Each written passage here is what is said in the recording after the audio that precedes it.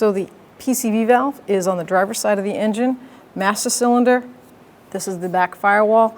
And if you look real close, you can see it. It's that little blue piece of plastic. That is the actual PCV valve.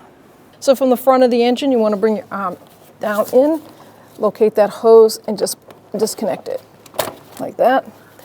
Bring that valve around. You can see it right there. Just wiggle it till it pops off. Oh, the whole hose came off. So you can bring it right out. Take that valve off. So that is the hole that the PCV valve screws into, the back side of that valve cover, right there on the driver's side. So as you can see, it has a lock-in thread with a seal on it. That other one just popped right out. It shouldn't have. So the last person that installed it did not twist it and lock it into place. So we're going to do that and then put the hose on last. So the hose can only go on one way. The smaller port goes on that. The larger port goes on the top. So we can set that aside and let's put this in.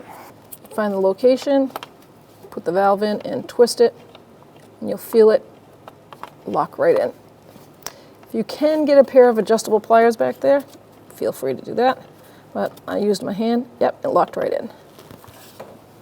So now I'm going to get the hose with the larger opening up on the top. I'm going to bring this back, find the port. It's right over here. Put that one on the top. And then find that PCV valve. Put that on.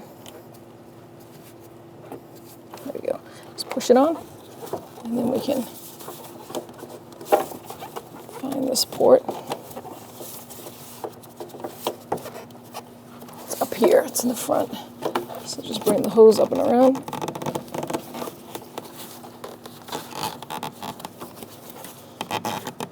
There we go. Slide that on. Make sure it's all sealed and on tight.